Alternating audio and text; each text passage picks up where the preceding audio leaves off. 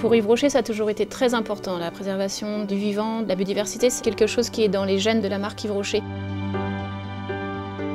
Un de nos objectifs au quotidien, c'est de protéger, de préserver la faune et la flore sur les sites sur lesquels nous vivons, sur lesquels nous travaillons, de vraiment produire en symbiose avec la biodiversité.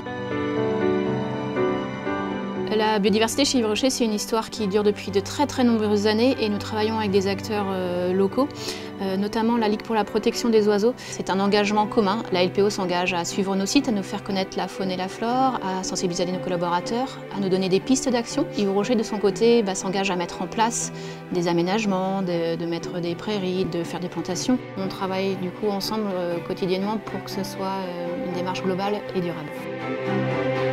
On échange à peu près tous les mois pour parler un petit peu des projets qui sont en cours et puis pourquoi pas d'éventuels projets à venir. Sur un site industriel, il y a différents types d'aménagements. C'est vrai que le premier qui vient à l'esprit, c'est l'installation de nichoirs. Pourquoi? Parce que c'est concret, c'est visuel.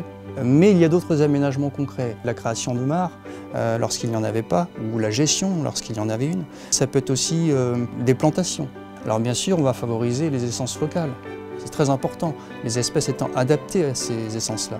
On va créer des tas de bois. Pourquoi? Parce que le bois mort est une source de nourriture pour beaucoup d'insectes et donc une source de nourriture pour les oiseaux. Ce partenariat, vraiment pour moi c'est un mot important, partenariat entre la LPO et Yves Rocher, est unique en France. On n'a pas d'exemple similaire d'une entreprise qui s'investit autant sur ces sites pour la préservation de la biodiversité. On a à peu près 250 ruches sur l'Agacy. On est sur un vrai projet de développement de la biodiversité. L'abeille, elle peut être utilisée comme un marqueur. C'est-à-dire que si elle se développe bien, c'est que l'environnement est sain.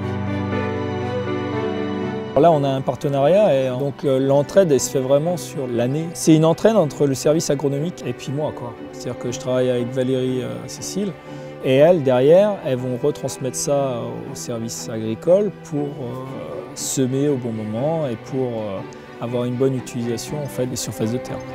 C'est intéressant pour moi en tant qu'apiculteur et c'est hyper intéressant pour la biodiversité.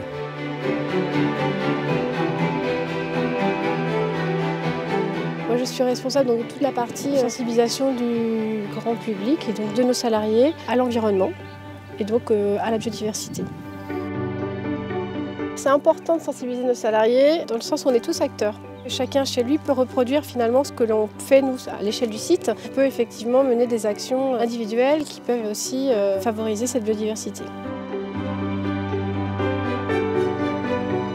On fait des choses depuis des années en faveur de l'environnement et je pense que dans nos actions, effectivement, comme nos salariés sont impliqués au quotidien, ils sont conscients effectivement de l'engagement de la marque.